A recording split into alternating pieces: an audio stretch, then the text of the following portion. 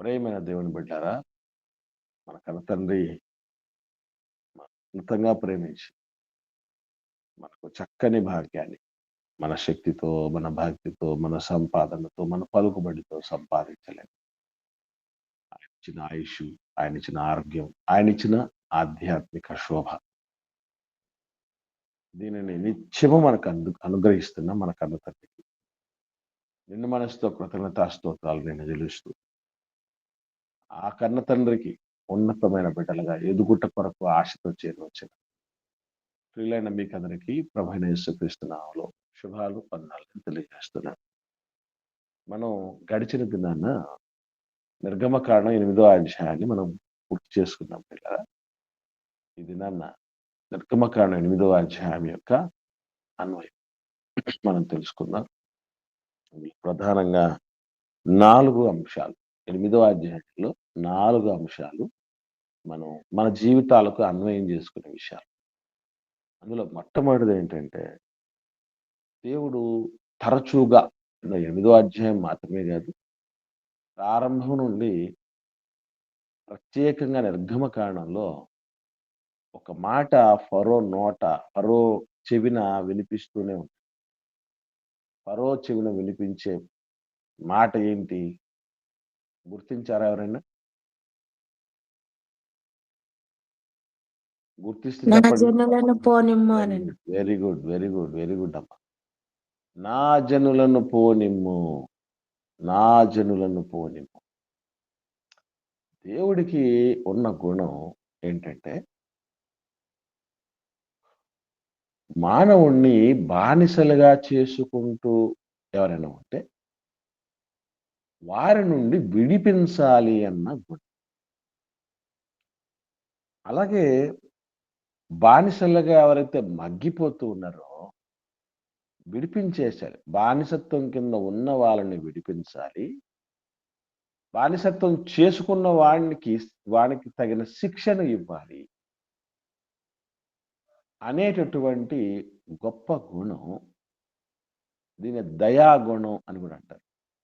అది పుష్కలంగా తండ్రికి ఉంది, దేవుడికి ఉంది. ఈరోజు మన చుట్టూ కూడా బానిసలుగా చేసుకున్న వాళ్ళు ఉన్నారు, బానిసలుగా అయిన వారు ఉన్నారు. మీకు తెలిసిన కొన్ని బానిసత్వాల పేర్లు చెప్పండి. ఉన్నారా లోకంలో ఇప్పటికీ బానిసలు? ఏమండి? త్రాగుడుకు బానిసైన వారు, వ్యభిచారానికి బానిసైన వారు, లంచాలకు బానిసైన వారు, ఓకే అమ్మా. సో సినిమాలకు బానిసలైన వారు, తిరుగుళ్లకు బానిసలైన వారు, వెరీ గుడ్ అమ్మా. సీరియళ్లకు బానిసలైన వారు. ఏంటక్క? సీరియళ్లకు, పదవికి, స్త్రీకి, పురుషునికి ఎంతమంది లేరు ప్రపంచంలో? పోనీ వీళ్ళు ప్రపంచంలో భవిష్యత్తులో ఉండకపోతారా? ఉండకపోవటం కాదు, ఎక్కువ అవుతారు. అవునా? ఇంతమంది బానిసలు ఉంటున్నారు. ఫస్ట్ ఆఫ్ ఆల్ మనం ఏం గుర్తుపెట్టుకోవాలంటే, ఈ బానిసత్వాలలో మనము ఏ బానిసత్వం కిందైనా మగ్గిపోతున్నామా? ఎందుకనంటే బానిసత్వంలో ఉన్న ఏ వ్యక్తి కూడా బాగుపడలేడు. ఇశ్రాయేలీయుల పరిస్థితులు బానిసత్వంలో ఉన్నంత కాలం వాళ్ళు ఏం చేసుకోగలిగారు అంటే, పెళ్ళిళ్ళు అయితే చేసుకుంటున్నారు, పిల్లలు అయితే కంటున్నారు, సంఖ్యాపరంగా విస్తరిస్తున్నారు, అంతే. బానిసత్వంలో ఉంటే ఇంతకు మించి ఏం ఉండదు. కానీ కొంతమంది ఏమనుకుంటారంటే, ఇంతకంటే మించి ఏం కావాలి అనుకుంటారు. ఇంతకు మించి ఏం కావాలి? ఇశ్రాయేలీయులు ఎప్పుడు కూడా ఒక మాట చెప్తూ ఉండేవాళ్ళు, మేము కుండల దగ్గర ఉండి సరళగా తిని నా పిల్ల పాపలతో ఉండేవాళ్ళం, ఇంకేం కావాలి? ఆ తర్వాత ఫరో మమ్మల్ని ఏమైనా చేసుకొని పనికి తగిన వేతనం ఇచ్చినా ఇవ్వకపోయినా, పనికి తగినటువంటి మెటీరియల్స్ అరేంజ్మెంట్స్ చేసినా చెయ్యకపోయినా నాకు ఇవి జరిగిపోతున్నాయి చాలు. బానిసత్వాన్ని అంత సీరియస్గా మానవుడు తీసుకోకపోవటానికి కారణం, ఈ ఈ ప్రధానమైన విషయాలు అలా జరిగిపోతూ, దొర్లిపోతూ ఉండటం. మనం గూడా కేర్ జేయకపోవటానికి కూడా కారణం అదే. ఏదో ఒక రూపేణా బతుకుబండి దొర్లిపోతుంది. కాలం గడిచిపోతుంది. అంతే. అందుకే ఈ బానిసత్వం మీద పెద్దగా మనం ఫోకస్ చేయం. చిన్న విషయం మనం ఆలోచన చేస్తే, వీళ్ళు బానిసత్వంలో ఉన్నారు. ఇది ప్రమాదకరమైంది. మేము చచ్చిపోతాం ఇక. మా వల్ల గాదు అని దేవుడికి మొరపెట్టడానికి ఎంతకాలం పట్టిందండి ఇశ్రాయేలీయులకి?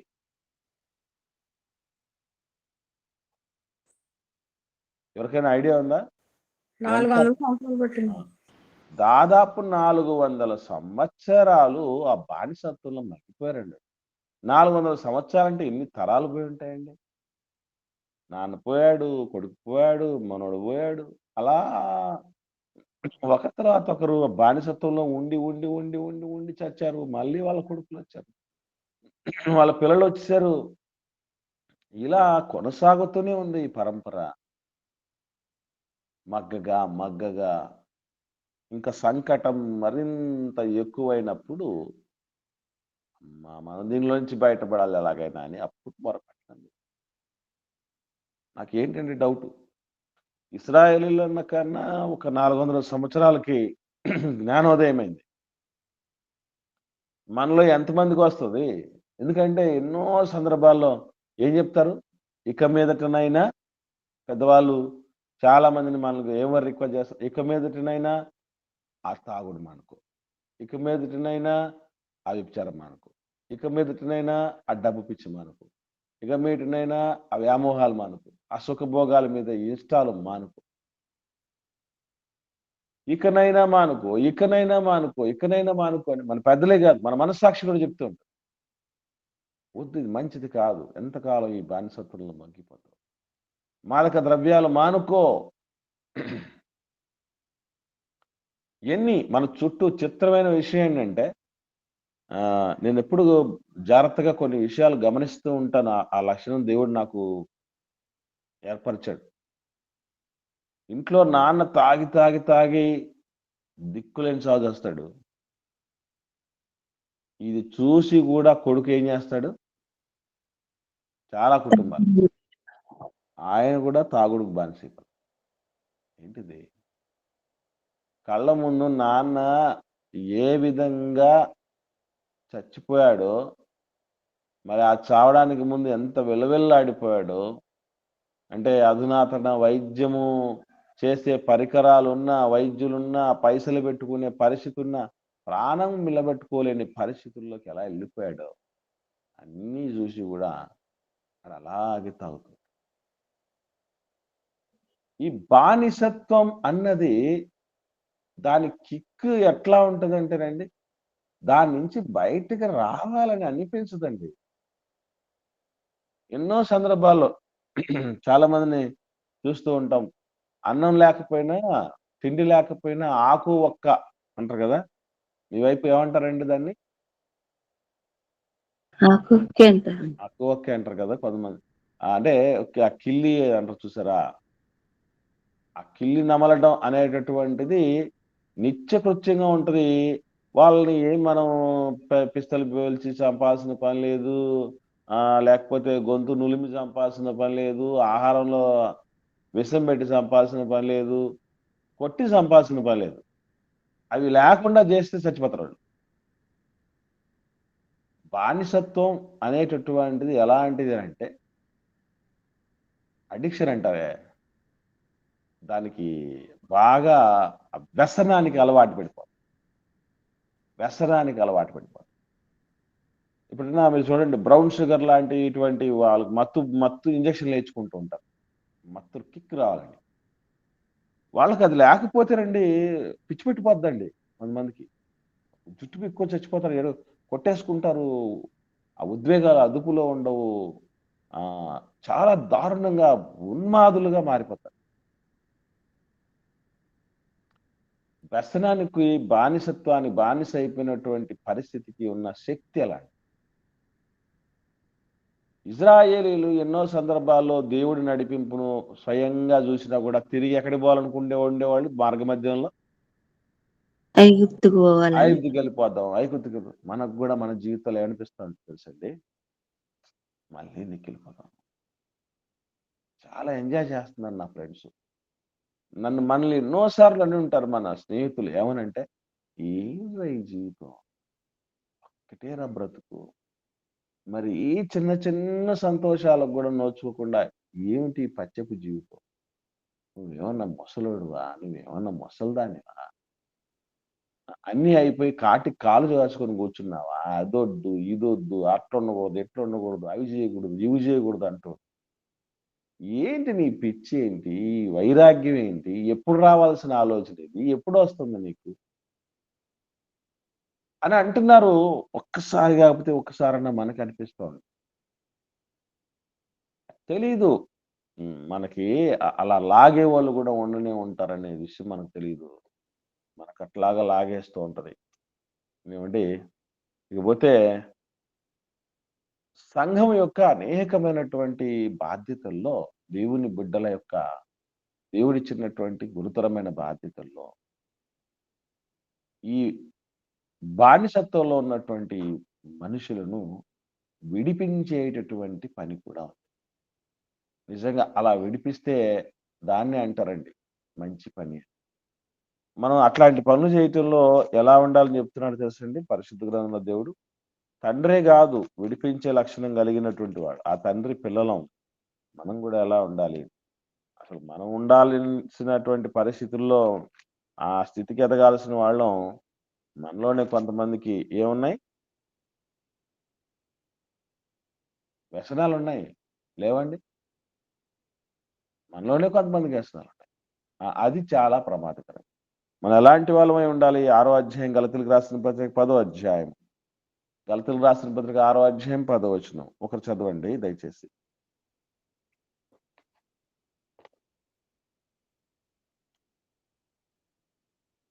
గలతీలకు రాసిన పత్రిక పౌలు గారు 6వ అధ్యాయం 10వ వచనం.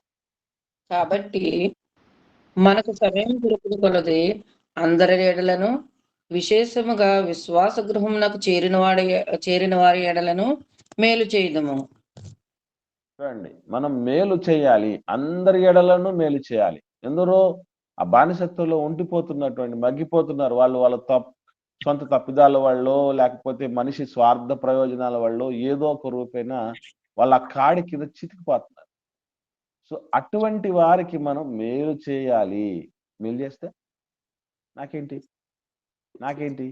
అన్నదానికి జవాబుంది అక్కడే. ఏమండి? అక్కడ 9వ వచనం చూడండి. 9వ వచనం. మనము మేలు చేయుట మనము అలయక మేలు చేసిమని తగిన కాలమందు పడిపోతాము. ఏమంటే మేలు చేసేటప్పుడు మనిషికి ఒక ప్రమాదకరమైన పరిస్థితులు ఎదురవుతాయి. ఏంటో తెలుసండి? అలసట. అలసట. అలయక మేలు చేయాలట. అలసట ఎప్పుడొస్తుందో తెలుస్తదండి మనిషికి? మనం ఇయన్నీ చేస్తూ ఉన్నా అటువైపు మార్పు రాలేదనుకోండి. అప్పుడొస్తది అలసట. అవునా కాదా? ఎన్ని ప్రయత్నాలు చేస్తున్నా ఎటువైపు నుంచి ఏ మార్పు రాకపోతే ఎందుకులే చేయటం ఊరికే అనవసరంగా. ఇప్పుడు ఆన్‌లైన్ జరుగుతుంది. ఆన్‌లైన్‌కి అయ్యో! రండి, రండి, రండి, రండి, రండి, రండి, రండి, రండి, రండి అని ఫోన్‌లు రోజు చేసి ఎన్ని సార్లు ప్రయత్నం చేసినా వాళ్ళు రాలేరనుకోండి. మనకేమొస్తదండి? నీరసం వచ్చేస్తది. అలసట వచ్చేస్తది. ఎందుకులే అని వదిలేస్తాం. దేవుడేమంటున్నాడంటే డోంట్ గివ్ అప్. ఎందుకు? దీనికి కారణం ఏంటి? అంటే ఒక్కటే మాట, ఒకటే విషయం గుర్తుపెట్టుకోండి. పిలవటానికి మనం బతికున్నాం. పిలిపించుకోవటానికి వాళ్ళు బతికే ఉన్నారు. అంతే. ఇవి 2 ఉంటే చాలండి. ముఖ్యంగా మేలు చేయటంలో మనకు విసుగుదల రాకూడదండి. ఒకవేళ ఇన్ కేస్ మనం అనుకుందాం దేవుడికి విసుగొచ్చుంటే మన విషయంలో దేవుడికి విసుగొచ్చేసింది అనుకోండి ఏమైపోయేవాళ్ళం మాట. నిజంగా మన తండ్రి లక్షణం అండి అది. అందుకే మనిషి విషయంలో వదిలేయాలి అన్న తత్వం ఎప్పటికీ సాధ్యమైనంత వరకు మనకు రాకూడదు. ఏదో ఒక రూపేణ ఒకసారి కొంచెం గ్యాప్ ఇచ్చినా కూడా మళ్ళీ వాళ్ళ మీదకి వచ్చేయాలి. అది ఆ తండ్రి గుణం. దేవుడికున్న గుణం ఏంటంటే, సరే నేను అడుగుతున్నాను, ఇశ్రాయేల్ అందరూ మంచోళ్ళేనా? కాదన్నా. ఇశ్రాయేల్ అందరూ పోనీ మన మంచోళ్ళమా? మనల్ని విడిపించలే దేవుడు. మనల్ని విడిపించడానికి సిద్ధపడలేదు దేవుడు. కాబట్టి ఆ తండ్రి గుణం మనలో ఉండాలి. మరికొన్ని విషయాలున్నాయి. అవేంటంటే యాకోబు రాసిన పత్రిక మొదటి అధ్యాయంలో, యాకోబు రాసిన పత్రిక మొదటి అధ్యాయము 27వ వచనం చూద్దాం.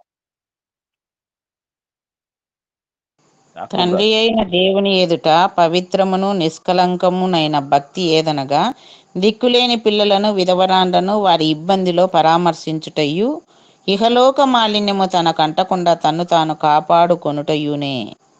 చూడండి, ఇక్కడ మనం జాగ్రత్తగా గమనించగలిగితే, దిక్కులేని పిల్లలు, విధవరాండ్రు, వారు మేలు కోసం ఎదురు చూస్తూ ఉంటారు. మమ్మల్ని మాకు ఎవరు దిక్కు మొక్కుగా ఉంటారు, మాకు ఎవరు తిండి పెడతారు, మాకు ఎవరు బట్టలు ఇస్తారు, మమ్మల్ని ఎవరు చూసుకుంటారు, మమ్మల్ని ఎవరు చదివిస్తారు, మా భవిష్యత్తును ఎవరు దిద్దుతారు అని ఎదురు చూస్తూ ఉండేవాడైతే, ఉన్న ఆసరాను కోల్పోయినటువంటి తల్లులు కొంతమంది ఉంటారు. అటువంటి వాళ్ళకు కూడా ధైర్యాన్ని ఇవ్వాల్సినటువంటి పరిస్థితి. ఆ ఒంటరితనం అనే బానిసత్వంలో ఉంటారు. అన్నిటికంటే ప్రమాదకరమైన బానిసత్వం ఇదేనండి. ఏ దిక్కు లేనోళ్ళం అనేటటువంటి ఆ బానిసత్వం చాలా ఊహాతీతమైనటువంటి పెయిన్ అది అండి. నాకు ఎవరు ఉన్నారు ఇక అనే ఆలోచన వచ్చింది అనుకోండి, తర్వాత ఏమనిపిస్తుంది చెప్పండి మనిషికి? ఎవరున్నారు నాకు అన్న భావన వచ్చిన తర్వాత నెక్స్ట్ స్టెప్ ఏమనిపిస్తుందండి మనిషికి? చనిపోవాలనిపిస్తుందండి. అంతే, ఇక అంతే. ఎవరున్నారు, నాకు ఎవ్వరు లేరు అనుకున్నటువంటి వాళ్ళు, ఎవరూ లేనప్పుడు నేను ఎందుకు బతకాలి ఈ లోకంలో అనే నిరాశ, నిస్పృహ అలాంటి వాళ్ళకి పైన దేవుడున్నాడమ్మా, ఆ దేవుడి తరపున మేమున్నాం అన్న ధైర్యం ఇవ్వగలిగిన స్థితిలో ఉండాలి. అది మన జీవితాలకు మన అన్వయం. అందరికీ అన్ని చేయలేం మనం, అందరికైనా చేస్తాం. ఏమండి, ఈ లక్షణాలు మనం చూసినప్పుడు ఆ తండ్రి లక్షణాలు మూర్తిభవించిన ఒక వ్యక్తి పాత నిబంధన మనకు కనపడతాడు. ఆయన ఎవరంటే యోబు గారండి. యోబు గారు బైబిల్లో యోబు గారి కోసం కొత్త నిబంధనలో ఒక మాట చెప్పడం జరిగింది. నాకు ఎన్నోసార్లు ఏంటబ్బా ఈ లక్షణం యోబు గారిలో ఎలా చూడగలిగాం అని మనకు అనిపించింది. అసలు చూద్దాం, మీకు ఏమైనా అనిపిస్తుందో లేదో చూద్దాం. 5వ అధ్యాయం యాకోబు రాసిన పత్రిక. యోబు గారికి ఉన్నటువంటి ఆ గుణం, యాకోబు రాసిన పత్రిక 5వ అధ్యాయము 10వ వచనం చూద్దాం. 10వ వచనం. నా సహోదరులారా, ప్రభువు నామమున బోధించిన ప్రవక్తలను శ్రమానుభవమును ఓపికను మాదిరిగా పెట్టుకుని సహించిన వారిని ధన్యులను కొనుచున్నాము కదా. మీరు యోబు యొక్క సహనమును గూర్చి వింటిరి. ఆయన ఎంతో జాలియు కనికరమును గలవాడని మీరు తెలుసుకొని ఉన్నారు. ఇప్పుడు మన ప్రశ్న ఏంటంటే, యోబు గారికి చాలాసార్లు యోబు గారి గురించి మనం విన్నాం కదండి. ఇప్పుడు మనకు ప్రశ్న ఏంటంటే, యోబు గారు ఎలాంటి వాడని చెప్తున్నాడండి? చివరి మాట ఏం చదివాం మనం? ఓపికకు మాదిరి. లాస్ట్ మాట, చివరి మాటలు ఏమని చదివాం?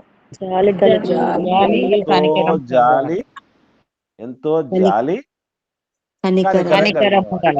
నేను అడుగుతున్నాను, యోబు గారిలో యోబు గ్రంథం చదివేటప్పుడు ఆయన ఎంతో జాలి కనికరము కలిగిన వాడని మీకు ఏ ఏ సందర్భాలను చూసినప్పుడు, ఏ ఏ లక్షణాలను, ఏ ఏ గుణగణాలు చూసినప్పుడు మీకు అనిపించింది? నా ప్రశ్న అర్థమైందండి? ఆయన ఎంతో జాలి కనికరం కలిగిన వాడని చెప్పబడింది కదండి యాకోబు పత్రికలో. మరి యోబు గారికి జాలి ఉందని దేన్ని బట్టి మనం కన్ఫర్మ్ చేయగలం? ఏ గుణాలను, ఏ లక్షణాలను బట్టి కన్ఫర్మ్ చేయగలం? అది తెలిస్తే యోబు చెప్పండి. యోబు గారి స్నేహితులు వచ్చి, నువ్వు ఇట్లా దేవుని దగ్గర ఇది చేస్తున్నావు, అందుకంటే మీరు ఎందుకు ఇట్లా నన్ను మాట్లాడుతుండ్రు అని చెప్తాయి.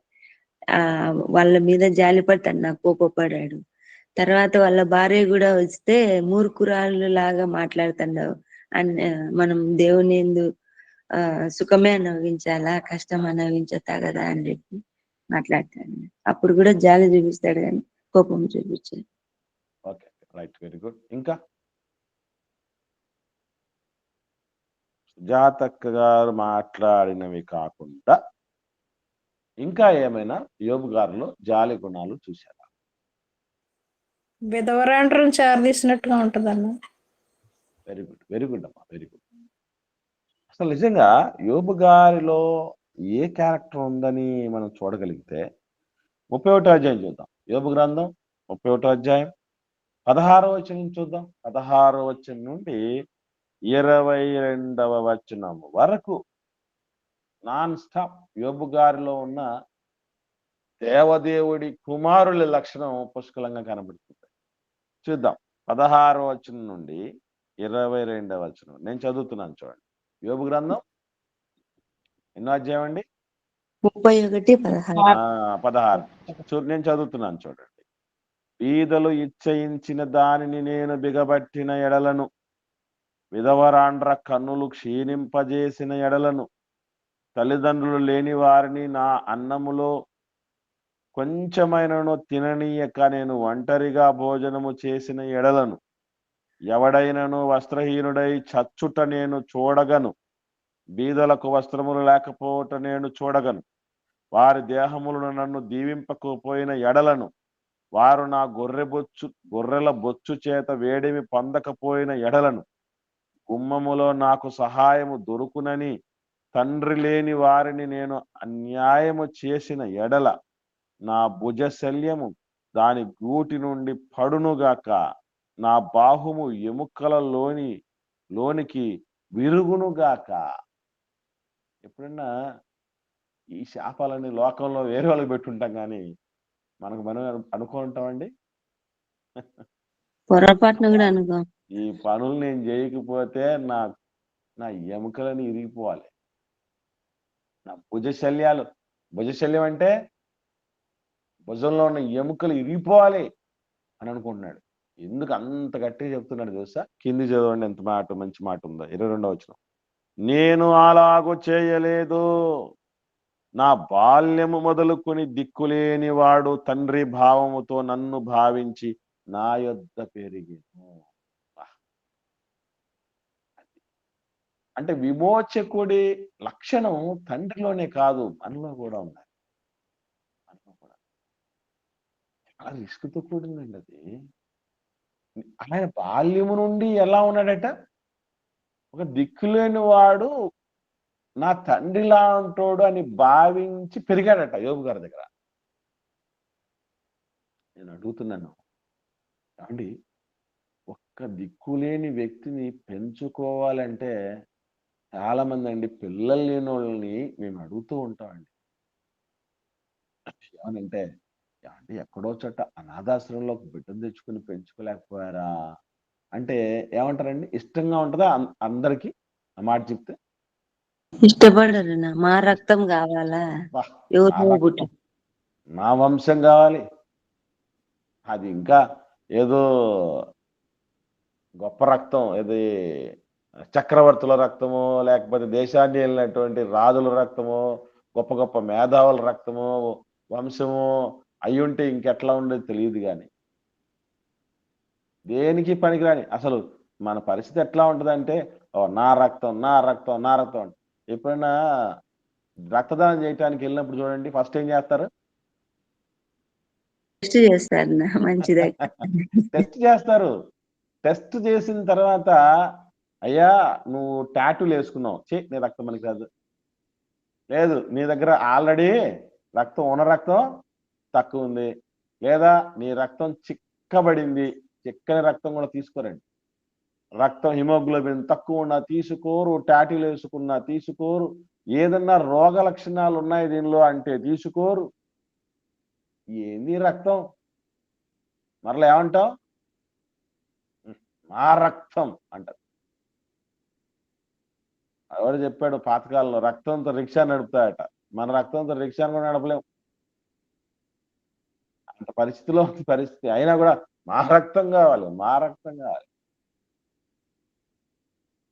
ఒక అనాథను దిక్కులేనోడిని చూసినప్పుడు మన దగ్గర లేరు కదా, వాళ్ళను మన బిడ్డలా పెంచుకుందాం అన్నటువంటి భావనే మనకు రాదే. యోబు గారు ఏమంటున్నాడంటే, దిక్కులేని వాడు నన్ను తండ్రిలాగా భావించి నా యొద్ద పెరిగినాడు. ఇంకా నా తల్లి గర్భమందు పుట్టిన నాట నుండి దిక్కులేని వానికి నేను మార్గదర్శినైతి. అమ్మ కడుపులో నుంచి పుట్టినప్పటి నుంచి పువ్వు పుట్టగానే పరిమళిస్తుంటారే, దిక్కులేని వాళ్లకు మార్గదర్శి అరక. దిక్కుమాలిన దారి దిక్కు దశ లేకుండా ఎట్టుబడితే బతికినోడు కాదట యోబు గారు. అంత సులభంగా దేవుడు ఉటంకించడండి. ఎంతో జాలి కరుణ కలిగిన వాడట.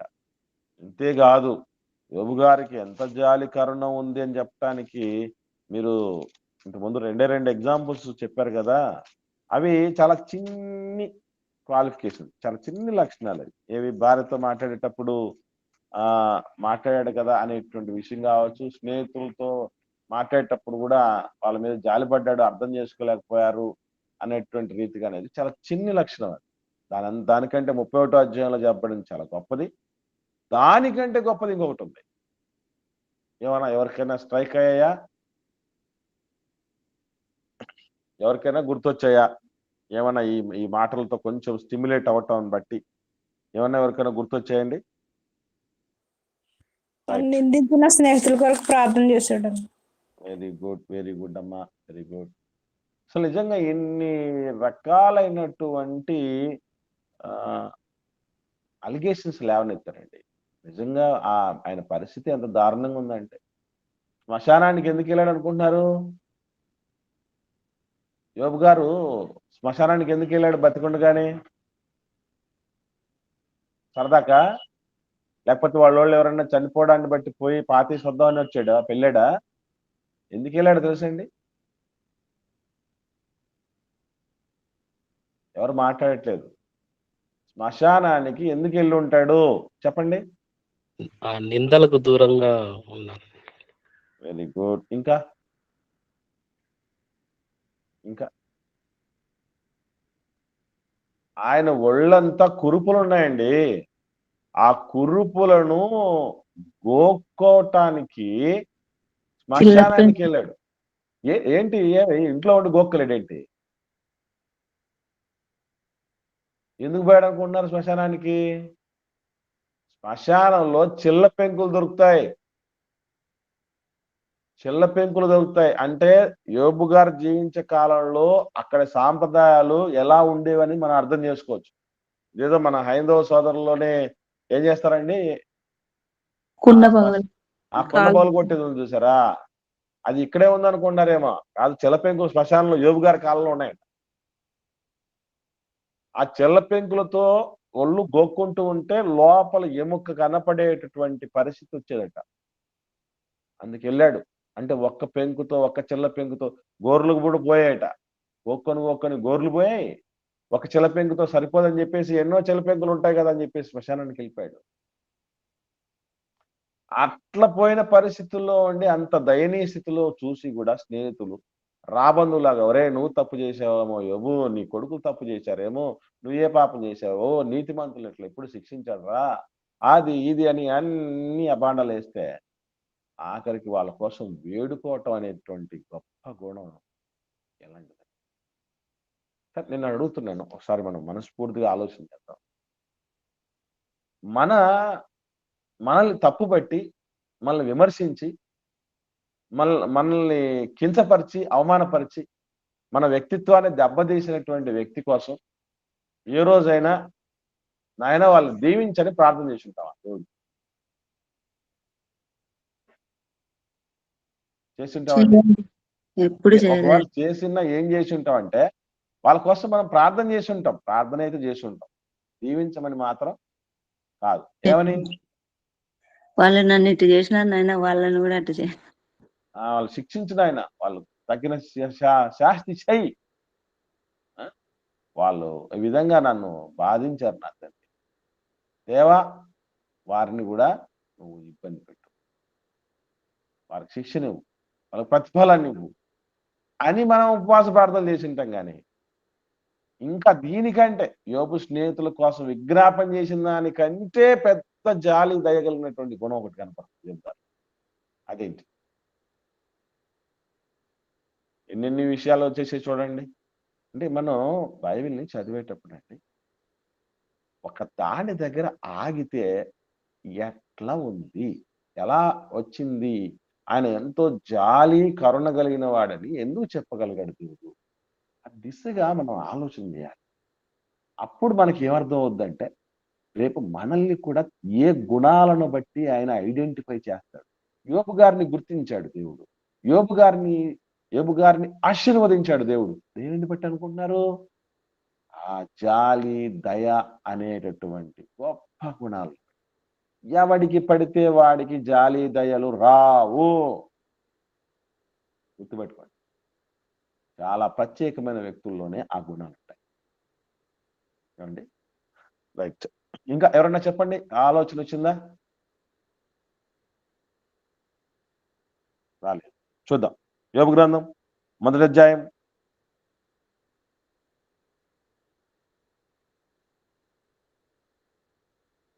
2వ వచనం. ఎంతమంది పిల్లలు ఉన్నారు ఆయనకి? ఒక విషయం కనపడుతుంది చూడండి. ఎంతమంది పిల్లలు ఉంటారు యోబు గారికి? అతనికి 7 కుమారులను 3 కుమార్తెలను కలిగిరి. అంటే మొత్తం ఎంతమంది అండి? 10 మంది ఉన్నారు. 10 మంది పిల్లలు, అందులో 7 మంది కొడుకులు, 3 కుమార్తెలు. కనుక ఒక రాజు, ఆ రాజుకి 7 మంది కొడుకులు అంటారే, అది నిజంగా స్టోరీ, ఇది వాస్తవం. ఆయనకు కొడుకులే కాదు కూతుర్లు కూడా ఉన్నారు. 7 + 3 మొత్తం 10. ఈ 10 మంది పరిస్థితులు ఎట్లా ఉన్నాయంటేనండి 4వ వచనం. అతని కుమారులందరూ వంతుల చొప్పున అనుదినము ఒకరికొకరు తమ ఇళ్లలో విందు చేయనే కూడినప్పుడు. ఎంతమంది కుమారులను చూసాం మనం? 7 మంది. ప్రతిదినం అంటే వారానికి ఎన్ని రోజులు? 7 రోజులు. మనకు తెలిసింది 7 వారాల నగలు అంటారు కదా. 7 వారాల నగలు అంటే ఏంటి తెలుసమ్మా? సిస్టర్స్ చెప్పండి, 7 వారాల నగలు అంటే ఏంటండి? రోజుకో అంతే. 7 వారాల నగలు అంటే అర్థం ఏంటంటే, నాకు స్టార్టింగ్ లో తెలియనప్పుడు ఏమనుకున్నా అంటే వారానికి 7 రోజులు, 7 వారాల నగలు అంటే 7 × 7, 7 ఏళ్ళ 49 రోజులు వేసుకోవడానికి నగల అంటే ఆ తర్వాత ఎవరు వేసుకోకూడదా? ఇలాగ వచ్చే నాకు డౌట్లు స్టార్టింగ్ లో. తర్వాత అర్థమైంది 7 వారాల నగలంటే సోమ వారము మొదలుకొని ఆది వారము వరకు అన్ని రోజుకు వారం అని పేరు పెట్టారు. అంటే వారమంతా ఒక్కో వెరైటీ నగలు వేసుకుంటే, అలా వేసుకోవడానికి ఎవరికైతే ఆ సమృద్ధి ఉంటుందో వాళ్ళు 7 వారాల నగలు వేసుకున్నారంట. వీళ్ళకు 7 వారాల నగలు మాత్రమే కాదు, 7 వారాల విందు కూడా ఉంది. రోజు విందు చేసుకుంటూ ఉన్నటువంటి పరిస్థితుల్లో ఉన్నారు. ఎందుకంటే స్థితిమంతులు కదండి, స్థితిమంతులు కదా, కాబట్టి రోజు విందు చేసుకుంటున్నారు. ఎవరెవరు వస్తున్నారట విందు చేసేటప్పుడు? తమ 3 అక్క చెల్లెండ్రులు తమతో కలిసి అన్నపానములు పుచ్చుకునే వాళ్ళని పనివారిని పిలిపించుచు వచ్చిరి. ఇప్పుడు యోబు గారి యొక్క జాలి కనికరం ఇప్పుడు కనపడుతుంది. 5వ వచనం. వారి దినములు పూర్తి కాగా యోబు తమ కుమారులు పాపము చేసి తమ హృదయములో దేవుణ్ణి దూషించిరేమో అని వారిని పిలువనంపించి వారిని పవిత్రపరచి అరుణోదయమున లేచి వారిలో ఒక్కొక్కరి నిమిత్తమై దహన బలిని అర్పించుచూ వచ్చెను. యోబు నిత్యము అలాగూ చేయుచుండెను. ఎంత జాలండి కొడుకుల మీద. పాపం చేసి నశించిపోతారేమో, దేవునికి విరోధులవుతారేమో అన్నటువంటి దృక్పథముతో యోబు గారు రోజు బలి అర్పించడం అండి ఎంత రిస్క్ తెలుసండి. జాలి కనికరం రిస్కును కనిపించనీయకుండా చేస్తుందండి. మీకు తెలుసో తెలీదో మనం చాలా సార్లు ఈ జాలి కనికరం బట్టే మనకి ఎన్ని కష్టాలు ఉన్నా కూడా అవి దిగమింగుకున్నాం. ఫర్ ఎగ్జాంపుల్, ఆరోగ్యం బాగాలేదు, మనకి ఆరోగ్యం బాగాలేదు, మంచం నుండి లేవలేని పరిస్థితిలో ఉన్నాం, కానీ పిల్లల్ని ప్రిపేర్ చేయాలి, భర్తను పంపించాలి. ఏం చేస్తాం? వాళ్ళ మీద జాలిపడి, అయ్యో ఎలా చేసుకోగలరు నా బిడ్డలు, మా ఆయనకి ఈ పనులు ఎక్కడొచ్చు అని ఏం చేస్తుంది ఆ ఇల్లాలు అని అంటే, ఎన్నోసార్లు తల్లులు ఆ ఇల్లాలు అలా చేసిన సందర్భాలు ఉన్నాయి. వాళ్ళ మీద జాలిపడి ఏం చేస్తారండి? బాగోలేకపోయినా కూడా ఓపిక తెచ్చుకొని చేస్తారు. ఓపిక తెచ్చుకొని మరి చేస్తారు. అది జాలి కనికరం. సరే, అది ఎప్పుడో ఒకసారి జరిగేది. నేను అడుగుతున్నా, రోజు ఒళ్ళు బాగాలేదు, రోజు జ్వరం, రోజు మంచంలో ఉన్నాం, రోజు కనికరిస్తామా? రోజు జాలి పడతావా? రోజు చేయగలమా? చేయలేము. యోబు గారు చూస్తేనండి, కొడుకులని, ఒరే ఎందుకురా ఈ పనులు చేస్తారు, నేను చస్తున్నాను రా, మీకోసం ఒక్కొక్కడి కోసం బలి అర్పించడానికి రోజు రోజు అరుణోదయం లేస్తున్నట్టండి బిడ్డల కోసం. చాలా కొడుకుల మీద రోజు అరుణోదయం లేచి రోజు దహన బలి అర్పిస్తున్నాడు. మరలా ఏంటి, బయటికి బాగానే ఉన్నారు, బయటకి వాళ్ళు ఏమి భక్తి రాహిత్యంగా ఏం కనపడట్లేదు, హృదయములో దూషించారేమో అన్న వరకు వెళ్ళాడండి బాబు. అసలు ఏ రోజైనా మన పిల్లలు బయటికి బాగుంటే ఏం చేసుకుంటాం? మనం టిక్కేసుకుంటాం. పెద్దోడు పర్ఫెక్ట్, రెండోడు పర్ఫెక్ట్, మూడోది పర్ఫెక్ట్ అని, అంతేనా? పెద్దది పర్ఫెక్ట్, రెండోది పర్ఫెక్ట్, ఇట్లా లెక్కేసేసుకుంటాం మనం. కానీ బయటకైతే వీళ్ళు బాగానే ఉన్నారు, లోపల ఏమన్నా హృదయంలో దూషిస్తున్నారు నాకేం తెలుస్తుంది? ఎందుకంటే అక్కడ కూడా వెళ్ళి దేవుడు లెక్కేస్తాడు అన్న ఆలోచన చేశాడు ఖండించాలి. దేవుని బిడ్డ అని దేవుడు చెప్పుకోవాలంటే ఎవరి గురించి చెప్పుకోగలడు? దేవుడు నా బిడ్డ అని ఎవరి గురించి చెప్పుకోగలడు?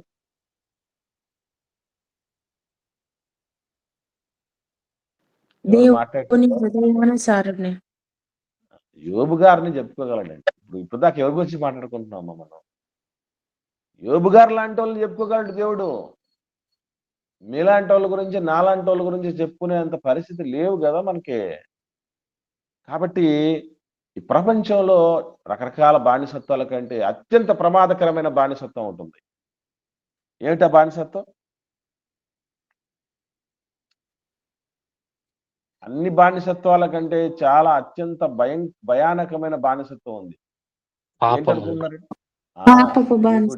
పాపపు బానిసత్వం. అది చాలా ప్రమాదకరమైనది. ఎంతమంది పడతారు ఆ బానిసత్వంలోనికి? ఏ భేదం లేదట, ఏ భేదం లేదు, అందరూ.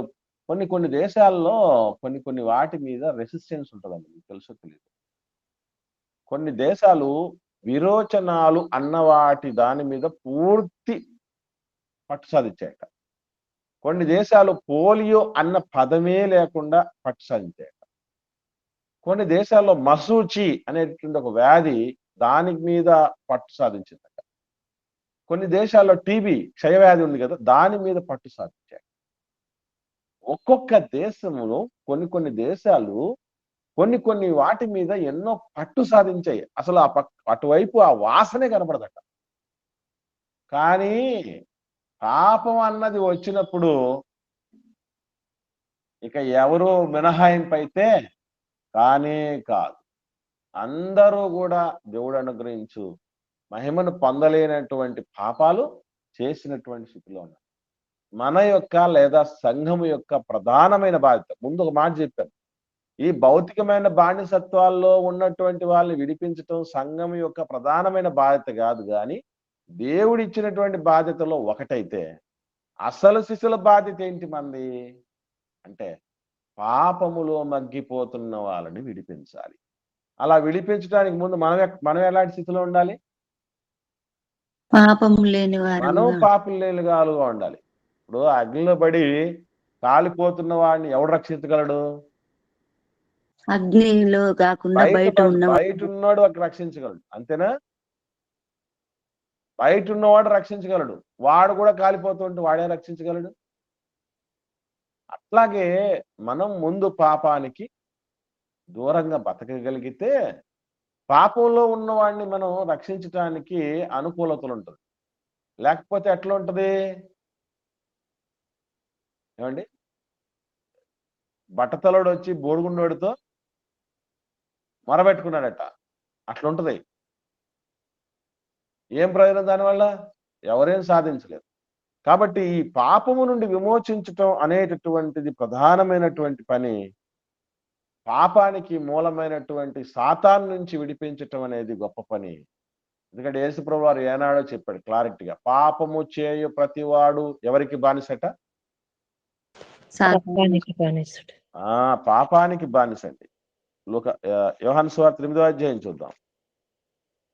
ఈ బానిసత్వం గురించి లోకంలో చాలా మంది ఫోకస్ చేయట్లేదు. 34 వచ్చిందండి. 34 నుంచి 36 వరకు నేను చదువుతాను చూడండి. యోహాను సువార్త 8వ అధ్యాయము 34 వచ్చింది. అందుకు యేసు, పాపము చేయి ప్రతివాడును పాపమునకు దాసుడని మీతో నిశ్చయముగా చెప్పుచున్నాను. దాసుడు ఎప్పుడునూ ఇంటిలో నివాసము చేయడు, కుమారుడు ఎప్పుడునూ నివాసము చేయును. కుమారుడు మిమ్మల్ని స్వతంత్రులుగా చేసిన మీరు నిజముగా స్వతంత్రులై ఉందరు. కుమారుడు ఏం చేయాలి? కుమారుడు అంటే లక్షణం ఏంటి? స్వతంత్రులుగా చేయాలి. దేని నుంచి? పాపం నుంచి. ఒక వ్యక్తి పాపము నుండి ఎవరైతే విడుదల చేసే పనిలో ఉంటారో వాళ్ళని అనాలి. ఏమని? కుమారులు అని. దేవుని బిడ్డ అని అనాలి. ఈ పనిలో ఎంతమంది ఉన్నాం మనం? మనకే ఏమనుకుంటున్నానంటే నాకే లేదు అంటే ఏంటర్థం? నేనే బయటపడలేకపోతున్నాను కొన్ని వాటి నుంచి. ఇంకా ఎదుటివాడిని ఏం బయటపడేస్తాను? నేనే ఊబిలో ఉన్నాను, ఇంకా వేరే వాళ్ళని ఏ ఊబిలో నుంచి ఎలా బయటకు తీసుకురాగలను అనే స్థితిలో మనం ఉన్నాం. కుమారుడు కుమార్తె అని అంటే విడుదల చేయాలి. పాప బానిసత్వం నుంచి విడుదల చేసే పనిలో మనం పాలిభాగస్థులం అవ్వాలి. ఇందులో ప్రత్యక్షమైనటువంటి పాత్ర ఉందా? మనకి పరోక్షమైన పాత్ర ఉందా? అలా ఉంటే కదూ విమోచించిన దేవుడికి బిడ్డలమయ్యేది. దేవుని బిడ్డలకే దేవుడి ఆస్తిలో భాగం, పరలోక స్వాస్థ్యం ఎవరికి పడితే వాళ్ళకు ఉండదు. బిడ్డలుగా నిరూపించుకున్న వాళ్ళకు ఉంటుంది. ఎవరికి ఇస్తాం ఆస్తి? మీ ఆస్తి నాకు ఇస్తారా మీరు? నా ఆస్తి మీకు ఇస్తాను నేను. ఎవరికి ఇస్తాం మనం? ఎవరికి ఇస్తామండి ఆస్తిని? బిడ్డలకి ఇస్తాం. బిడ్డలకి ఇస్తాం. దేవుడు కూడా పరలోక ఆస్తి ఎవరికి ఇస్తాడంటే ఎవడికి పడితే వాడికి ఇవ్వడం. బిడ్డలుగా కన్ను మూసే సమయానికి నిరూపించుకొని చచ్చిపోతే అప్పుడు ఇస్తాడు. బిడ్డలు అవ్వాలంటే ఏంటి అర్థం అంటే, కుమారుడు లేదా కుమార్తె అంటే విమోచించేవాడు. పాప బానిసత్వం నుంచి విడిపించేటటువంటి వాళ్ళే పిల్లలు. ఈ విడిపించే క్రమంలో నువ్వు ముందుంటావా లేదా వెనకుండి సపోర్ట్ చేస్తావా? ఈ రెండు కాకుండా ఎటు పడితే అటు ఉంటే మనము ప్రోడిగల్ సన్స్ అంటాం. అంటే తప్పిపోయిన కుమారులు, తప్పిపోయిన కుమార్తెలు అని అర్థం. ఏమండి? అది మంచిది కాదు. యేసు ప్రభుల వారు కూడా ఏం చేశాడు ఒకసారి చూద్దాం. హెబ్రీ పత్రిక 2వ అధ్యాయం. తండ్రికి తగిన కుమారుడుగా ప్రభు వచ్చి ఏం చేసిపోయాడో మనం చూస్తే, ఆయనను ధరించుకున్న వాళ్ళం, ఆయన అడుగుజాలలో నడవాల్సినటువంటి వారు మనం ఏం చేయాలో మనకు అర్థం అవుతుంది. హెబ్రీయులకు రాసిన పత్రిక 2వ అధ్యాయము 14-15 వచనాలు నేను చదువుతాను చూడండి. అపోస్తలుడైన పౌలు గారు హెబ్రీయులకు రాసిన పత్రిక 2వ అధ్యాయం 14-15 వచనాలు చూడగలిగితే రాయబడిన మాట, కాబట్టి ఆ పిల్లలు రక్తమాంసములు గలవారైనందున ఆ ప్రకారమే మరణము యొక్క బలము గలవారిని అనగా అపవాదిని మరణము ద్వారా నశింపచేయుటకును, జీవితకాలమంతయు మరణ భయము చేత దాస్యమునకు లోబడిన వారిని విడిపించుటకు. దాస్యములో నుంచి విడిపించడానికి యేసు ప్రభుల వారు ఏం చేశారట? రక్తమాంసాల్లో పాలిభాగస్తుడయ్యాడు. సాతాను నుండి విడిపించాలి. సాతాను ఆయువు పట్టైన పాపము నుండి విడిపించాలి. అందుకే మనం భూమి మీదకి వచ్చాం అన్న మాట యేసుప్రభుల వారి జీవితాన్ని చూస్తే మనకు అర్థం. మనం రక్షించబడ్డాం రక్షించటానికి, విమోచించబడ్డాం విమోచించటానికి, నడిపించబడ్డాం నడిపించటానికి, ప్రార్థన గుంపులో చేరాం మరికొందరిని చేర్చటానికి, జీవములు పొందుకున్నాం తిరిగి కొంతమందికి ఆ జీవాన్ని ఇవ్వటానికి, సమృద్ధి జీవం దిశగా సాగుతున్నాం మరికొంతమందికి ఆ సమృద్ధి జీవాన్ని ఇవ్వటానికి. అది మన జీవితానికి అన్వయం చేసుకోవాల్సిన విషయం ఏంటంటే, దేవుడు విమోచించేవాడు, దేవుణ్ణి రిడీమర్ అంటారు, నా విమోచకుడు అంటారు. ఎప్పుడు ఆయన గురించి విమోచకుడు అనుకోవడం కాదు, ఆయన బిడ్డలంగా మనలో కూడా ఈ లక్షణము పెంపార చేసుకోవాలనే పరిస్థితి ఉండాలి. ఒకసారి మనం ఆత్మ పరిశీలన చేసుకున్నాం, మనం ఎంతమందిని ఇప్పుడు దాకా విమోచించాం, మనం ఎంతవరకు ఎన్నింటిలో నుంచి విమోచన పొందాం అన్నది ఒక్కసారి ఆత్మవిమర్శ చేసుకోవాలి. రేపు మనల్ని కన్ను మూసే సమయానికి ఆయన బిడ్డలుగా కన్ను మూయగలమా అనేటటువంటి పరీక్ష చేసుకోవాలి. లేదా ఈ బానిసత్వంలో ఈ దాస్యాల్లో మనమే కూరుకుపోతాం. ఇది మన ముందున్న ప్రశ్న, మనకు అన్వయం చేసుకోవాల్సినటువంటి విషయం. కాబట్టి విమోచకుడైన తండ్రికి తగినట్టుగా మనము అనేకమైన వాటి నుంచి విమోచించబడి అనేకులు విమర్శించుటకు పడుదుముగాక సిద్ధపరచుదుముగాక. ఆమెన్. తర్వాత 3 అన్వయాలు రేపటి దినాల్లో నుంచి ధ్యానం చేద్దాం. మరి 3 అన్వయాలు ఉన్నాయి ఈ నిర్గమకాండ 8వ అధ్యాయంలో. ఇప్పుడు నేర్చుకున్నది ఒకటే, ఏంటంటే అది మన జీవితానికి అన్వయం చేసుకున్నాం కదా, ఏంటది? విమోచన. వెరీ గుడ్ అమ్మా. విమోచకుడికి పుట్టిన పిల్లలు పులి కడుపున పులే పుడతది అన్నట్టు, విమోచకునికి ఎవరు పుట్టాలి? విమోచకులే పుట్టాలి. అప్పుడు దేవుడు శబాష్ నా బిడ్డ అనగలడు. లేదంటే ఎవరా నువ్వు ఇక రావాల్సినోడుగా నా కొడుకువి కాదు, అపవాదికి బిడ్డవి, వాడు అక్కడ ఉన్నాడు, వెళ్ళి మీ నాన్న దగ్గరికి వెళ్ళిపో అని పంపించేస్తాడు. అంటే ఆ లక్షణం మనం దూరపరుచుకుందాం, మనమును విమోచిద్దాం, మనమును జాలి కలిగి ఉందాం, మనమును కనికరం కలిగి ఉందాం. తండ్రికి తగిన బిడ్డలం అవుతాం. తండ్రి ఆశీర్వాదానికి పాత్ర. ఎవరికైనా ఏమైనా సందేహం ఉంటే దయచేసి అడగండి.